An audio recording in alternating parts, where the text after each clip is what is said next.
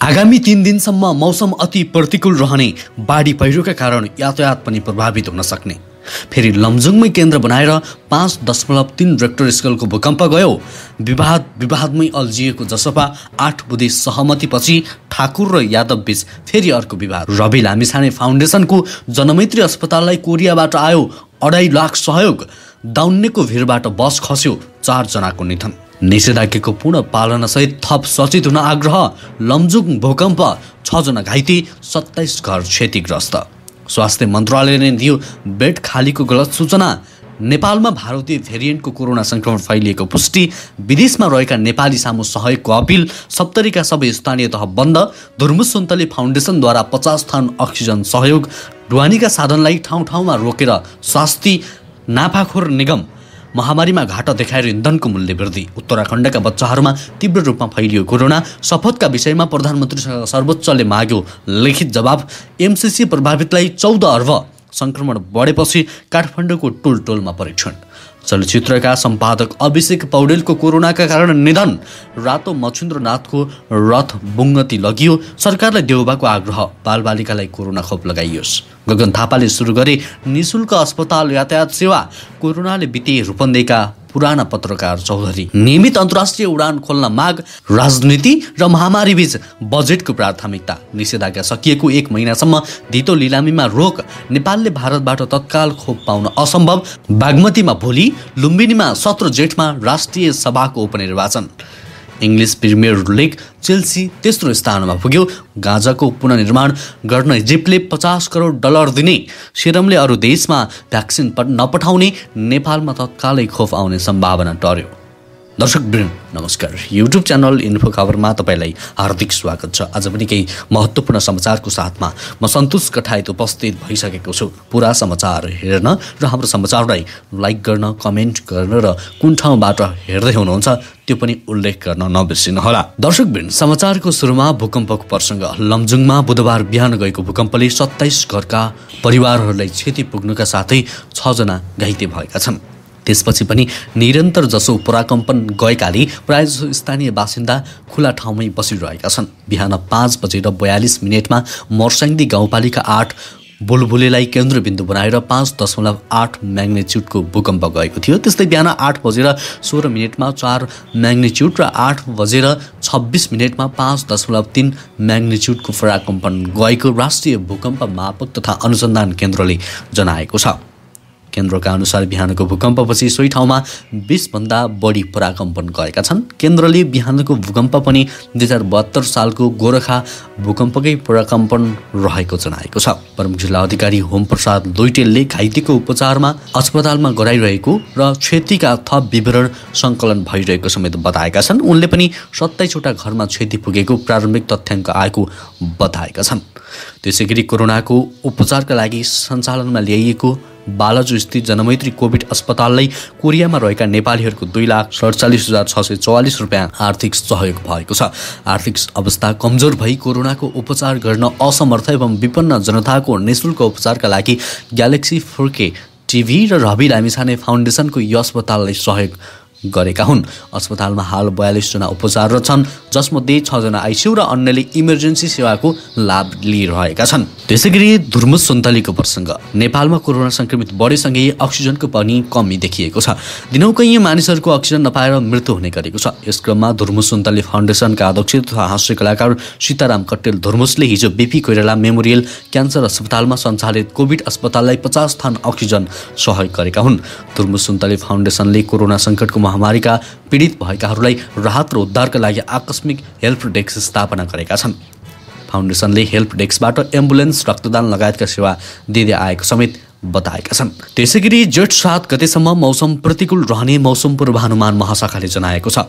अरब सागरमा विकसित सामुद्रिक आँधीको प्रभावले आज दिउँसोबाट देशभर सामान्यदेखि पूर्ण बदली रहने पूर्वानुमान महाशाखाले जनाएको छ, जसको प्रभावले कर्णाली प्रदेश, सुदूरपश्चिम प्रदेश, गण्डकीय प्रदेश र लुम्बिनी प्रदेशका र बाँकी प्रदेशका पहाडी भूभागका केही स्थानमा 3 दिनसम्म मेघ गर्जन, चट्यानसहित हल्कादेखि मध्यम वर्षाको सम्भावना रहेको मौसम पूर्वानुमान महाशाखाको भनाइ छ। वर्षा र उच्च हिमाली भूभागहरूमा केही स्थानहरूमा हल्कादेखि मध्यम हिमपात हुने भएकाले खोला नालाहरूमा जलप्रवाह बढोत्तरी हुने, यातायात क्षेत्र समेत प्रभावित हुने सम्भावना रहेकाले आवश्यक सतर्कता अपनाउन मौसमविदहरूले आग्रह गरिरहेका छन्।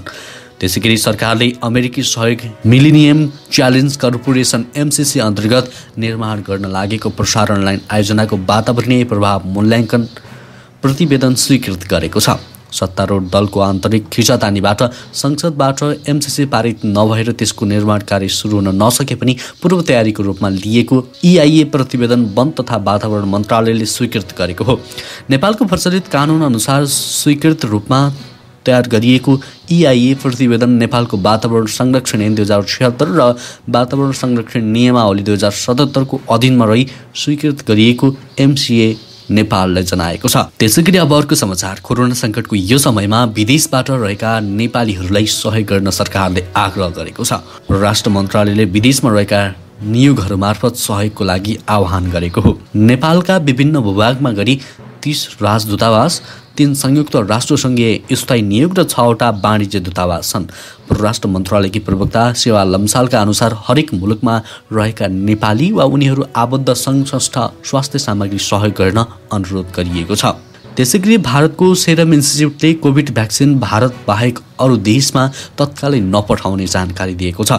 पछिल्लो समय कोरोना विरुद्धको खोप उत्पादन गर्दै आएको कम्पनीले एक विज्ञप्ति जारी गर्दै भारतको खोप अभियानलाई प्राथमिकतामा राखेकाले तत्काल निर्यात नगर्ने जानकारी दिएको हो। यता सेरमले तत्कालै खोप निर्यात नगर्ने बताएपछि नेपाल सरकारले यसअघि खरिद गरे पनि आउन बाँकी रहेको 10 लाख खोप तत्काल आउन सम्भावना टरेको छ। नेपालले 20 लाख डोज खरिदका लागि सेरमलाई रकम बुझाए पनि 10 लाख डोज खोप अझै आएको छैन।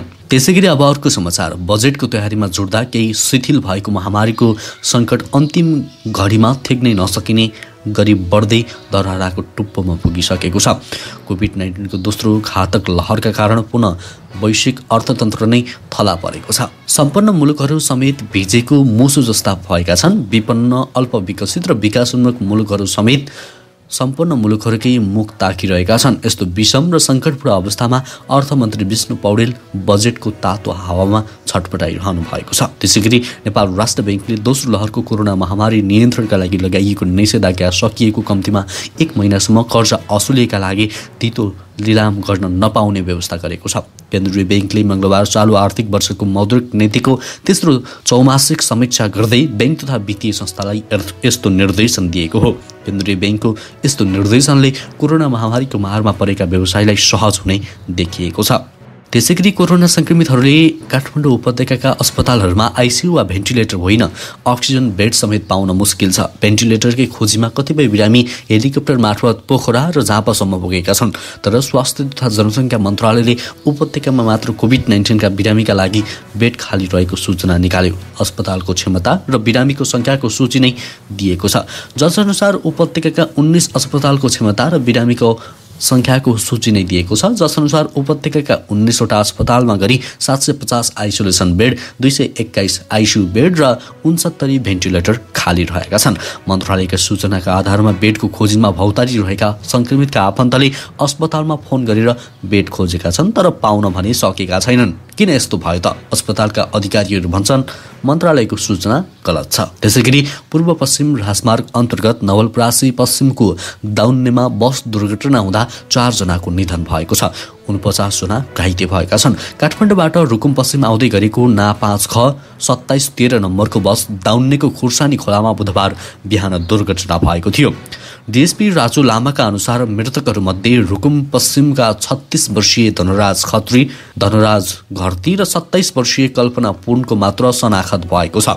त्यसैगरी शपथ सम्बन्धी रिटमा सर्वोच्च अदालतले राष्ट्रपति कार्यालय र प्रधानमन्त्री केपी शर्मा ओलीसँग लिखित जवाब मागेको छ। सोमबार दर्ता भएका विभिन्न 4वटा रिटमाथि सुनवाई गर्दै प्रधान न्यायाधीश चोलेन्द्र शमशेर जबराको एकल इजलासले राष्ट्रपति कार्यालय, प्रधानमन्त्री तथा मन्त्री परिषद कार्यालय, प्रधानमन्त्री ओली सहितका विपक्षीसँग लिखित जवाब माग गरेको हो। अब प्रधानमन्त्री ओलीले आफूले शपथ लिँदा राष्ट्रपतिले वाचन गरेको शब्द प्रतिज्ञा गर्छु वाचन नगरी त्यो पर्दैन भन्नुको कारण बाटो म्याद बाहेक 15 दिनभित्र महान्यायाधिवक्ताको कार्यालय मार्फत पेश गर्नुपर्छ। रिट निवेदकले प्रधानमन्त्रीले पुनः शपथ लिनुपर्ने र पुनः शपथ नलिँदासम्म प्रधानमन्त्रीको हैसियतमा कामकाज गर्न रोक लगाउन अन्तरिम आदेश माग गरे पनि सर्वोच्चले अन्तरिम आदेश दिन भनी अस्वीकार गरेको छ। त्यसैगरी Nepal association of tour and travels एजेन्ट्सले सीमित सङ्ख्यामा भए पनि नियमित अन्तर्राष्ट्रिय उडान खोल्न माग गरेको छ। कोरोना भाइरसको सङ्क्रमण रोकथामका लागि जारी निषेधाज्ञा अवधिभर सम्पूर्ण आन्तरिक र अन्तर्राष्ट्रिय हवाई उडानमा रोक लगाउँदा नेपाल भ्रमणमा आएका विदेशी पर्यटक भ्रमण सकेर आफ्नो गन्तव्यमा जान नपाएकाले नियमित उडानबाट आवजावत गर्ने विदेशी तथा नेपाली नागरिकको लागि कोरोनाको सङ्क्रमणलाई मध्यनजरमा राखी नेपाल सरकारद्वारा लागू गरिएको स्वास्थ्य मापदण्ड पूर्ण रूपमा पालना गर्न गराउन पनि संस्थाले माग गरेको छ। त्यसैगरी प्रधानमन्त्री केपी शर्मा ओली र परराष्ट्र मन्त्री प्रदीप कुमार ग्यावालीले नेपाल पछिल्लो समय अन्तर्राष्ट्रिय तहमा सुनिन र देखिन थालेको दावी गरेका छन्। ओलीले आफ्नो नेतृत्वमा सरकार बनेसँगै नेपालको अन्तर्राष्ट्रिय सम्बन्ध र कूटनीतिका क्षेत्रमा सन्तोषजनक सुधार भएको भन्दै यस्तो दावी गरेका हुन्। तर व्यवहारमा भने त्यस्तो देखिँदैन। कूटनीतिक सम्बन्ध विस्तारमा महत्त्वपूर्ण योगदान गरेको दावी गर्ने वर्तमान सरकारले आफ्नै दावीलाई खण्डन गर्ने गरी कूटनीतिक नियुक्ति गर्दै आएको छ। त्यसैगरी ढुवानीका साधनलाई ठाउँ ठाउँमा रोकेर दुःख दिने, खाली गाडी गन्तव्यमा पुग्न नदिने अनि लोड अनलोडका कामदारले हिँड्न नपाउने भएपछि ढुवानीमा समस्या भएको छ। यही शास्तिका कारण राजधानी काठमाडौँबाट अन्य जिल्लामा खुद्रा सामान लिएर जाने ढुवानीका साधन 10 दिनलाई बन्द गरिएको छ। अन्य जिल्लाको अवस्था पनि उस्तै रहेको गुनासो ढुवानी व्यवसायीहरूले गरिरहेका छन्। त्यसैगरी नेपालमा भारतीय भेरिएन्टको कोरोना भाइरस फैलिएको पुष्टि भएको छ। भारतलाई तहस नहस बनाएको भेरिएन्टै नेपालमा फैलिएको पुष्टि हुनुको चिन्ताको विषय भएको जनस्वास्थ्यविदहरू बताउँछन्। स्वास्थ्य तथा जनसङ्ख्या मन्त्रालयका अनुसार गत साता देशका विभिन्न स्थानबाट सङ्कलन गरिएका 35 नमुनाको भारतस्थित ल्याबमा सिक्वेन्सिङ गरिएको थियो। त्यसैगरी केपी ओली नेतृत्वको सरकार ढल्ने कि सरकार विरोधी गठबन्धनमा नलाग्ने भन्ने विषयमा विवाद बढ्दै गई झन्डै फुट्न लागेको जनता समाजवादी पार्टीलाई विभाजनबाट रोक्न उक्त पार्टीको अध्यक्षद्वय महन्त ठाकुर र उपेन्द्र यादवले मङ्गलबार 8 बुँदे सहमति गरेका छन्। 8 बुँदे सहमति सार्वजनिक भए लगत्तै जसोबाभित्र अर्को विवाद सुरु भएको छ। 8 बुँदे सहमति गरेकै दिन मङ्गलबार ठाकुर पक्षले संसद सचिवालयलाई चिठी लेखेर राजेन्द्र महतोलाई संसदीय दल नेताको रूपमा चयन गरेको जानकारी गराएको छ। त्यसैगरी नेपाल आयल निगमले शुक्रबार डिजेल, मट्टितेल र पेट्रोलमा 2-2 रुपियाँ बढाएको छ। महामारीकै बीचमा विज्ञप्ति निकाल्दै निगमले भन्यो, मूल्य समायोजनपछि सामान्य बिक्रीको अवस्थामा पाक्षिक रूपमा निगमलाई 110 करोड घाटा हुने देखिन्छ। वास्तविकता भने 15 दिनमा यत्रो घाटा हुने अवस्था छैन। कोरोना महामारीका कारण अहिलेको निगमको बिक्री सामान्य अवस्थाको जस्तो छ। महामारीमा पनि माग थोरै मात्र घटेकाले एलपीजी ग्यासमा भने 15 दिनमा करिब 54 करोड घाटा हुने देखिन्छ। निगमले पुरानै माग अनुसार आपूर्तिको आधारमा हिसाब गरेर धेरै घाटा हुने देखाएको छ। त्यसैगरी इङ्ग्लिस प्रिमियर लिग फुटबलमा चेल्सी तेस्रो स्थानमा उक्लिएको छ। गैराती भएको खेलमा लेस्टर सिटीलाई 2-1 गोलले हराउँदै चेल्सी लेस्टरलाई नै पछि पार्दै तेस्रो स्थानमा उक्लिएको हो। जितसँगै चेल्सीले आउँदो सिजनको च्याम्पियन्स लिग फुटबल खेल्ने सम्भावना बलियो रहेको जनाएको छ। गैराती नै भएको अर्को खेलमा दोस्रो स्थानको म्यान्चेस्टर युनाइटेड भने रेलिगेसनमा परेको फुल्यामसँग बराबरीमा रोकिएको छ। त्यसैगरी नेपालमा अड्किएका भारतीय नागरिकलाई साउदी अरेबिया लैजान नेपाल सरकारले 10 वटा उडान अनुमति दिएको छ। नेपाल नागरिक उड्डयन प्राधिकरणका अनुसार भारतीय दूतावासको समन्वय र साउदी सरकारको समेत अनुमतिपछि ती उडान स्वीकृत गरिएको हो। काठमाडौँबाट नेपाल एयरलाइन्सलाई 7 र हिमालय एयरलाइन्सलाई 3 उडान गर्ने गरी अनुमति दिएको छ। 18 मेबाट नेपाली 2 अन्तर्राष्ट्रिय वायु सेवा कम्पनी नेपाल एयरलाइन्स र हिमाल एयरले भारतीय नागरिकलाई साउदी लैजान सुरु गर्नेछन्। प्राधिकरणका महानिर्देशक राजन पोखरेलका अनुसार नेपाल वायु सेवा निगम र हिमालय एयरलाइन्सलाई चार्टर उडानको अनुमति दिएको छ। भारतीय नागरिकहरूले सम्बन्धित वायु सेवा कम्पनीमा सम्पर्क गरी टिकट काट्न सक्ने भएका छन्। काठमाडौँ निषेधाज्ञा अगाडि आएर यतै अड्किएका भारतीयका लागि सुविधा दिएको हो। त्यसैगरी बाँकेमा जारी निषेधाज्ञा जेठ 10 गतेसम्म लम्बिएको छ। बाँकेका प्रमुख जिल्ला अधिकारी शिवराम गेलालले सोमबार एक विज्ञप्ति जारी गर्दै सोमबार राति 12 बजेसम्मका लागि जारी निषेधाज्ञालाई जेठ 10 गते राति 12 बजेसम्म लम्ब्याउने निर्णय भएको जानकारी दिएका हुन्। कोभिड-19 संक्रमण दरमा कमी नआई परिस्थिति असहज बन्दै गइरहेकाले कोरोना रोकथाम, नियन्त्रण तथा उपचारको व्यवस्थालाई अझ प्रभावकारी बनाउन जारी निषेधाज्ञा लम्ब्याइएको विज्ञप्तिमा उल्लेख गरिएको छ। त्यसैगरी प्रधानमन्त्री केपी शर्मा ओलीले वैशाख 31 गते लिएको शपथ संविधान र कानून विपरीत भएको भनी बदर गर्न माग गर्दै सर्वोच्च अदालतमा परेका छन्। वरिष्ठ अधिवक्ता चन्द्रकान्त ग्याउली समेत अधिवक्ता राजकुमार सुवाल, अधिवक्ता सन्तोष भण्डारी समेत र अधिवक्ता नवराज अधिकारी समेतले सर्वोच्च अदालतमा सोमबार छुट्टा छुट्टै रिट दर्ता गराएका थिए। उनीहरूले प्रधानमन्त्री ओलीले वाचन गरेको शपथ राष्ट्रपतिले वाचन गरेको शपथभन्दा फरक परेको भन्दै शपथ बदर गराउन माग गर्दै रिट दायर गरेका हुन्। रिटमा उक्त शपथ बदर गराएर फेरि शपथ गराउन र फेरि शपथ नगरी कामकाज गर्न नदिन आदेशमा उल्लेख गरिएको छ। त्यसैगरी जल तथा मौसम विज्ञान विभागले एक साताको लागि हिमाल आरोहण बन्द गर्न सिफारिस गरेको छ।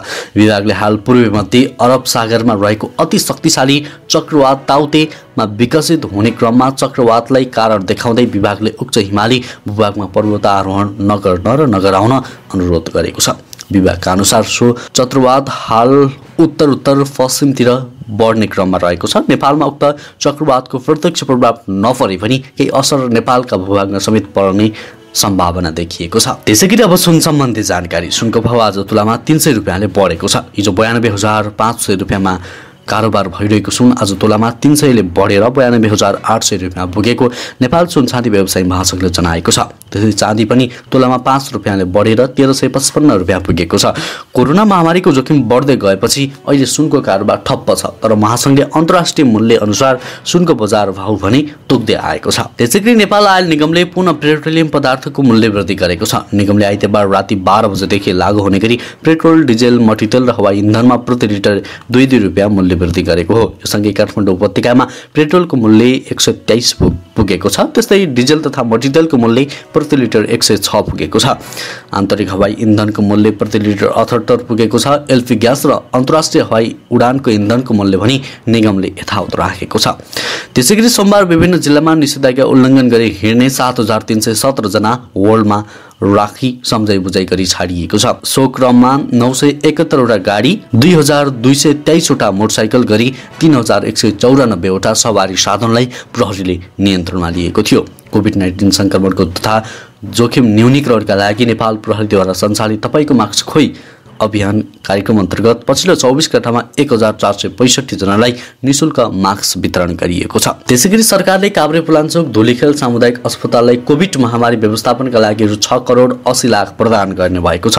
अर्थ मन्त्रालयद्वारा स्वास्थ्य क्षेत्र द्रुत कार्ययोजनामा स्रोतको सहमति अन्तर्गत उक्त अस्पताललाई महामारी व्यवस्थापनार्थ सहयोग दिने घोषणा गरिएको हो। धुलीखेलसँगै मुलुकका अन्य 25 अस्पताल र 9 प्रादेशिक अस्पतालमा भेन्टिलेटर, अक्सिजन प्लान्ट र अक्सिजन ट्याङ्क निर्माणका लागि करिब रु 3 अर्ब बजेट विनियोजन गरिएको छ।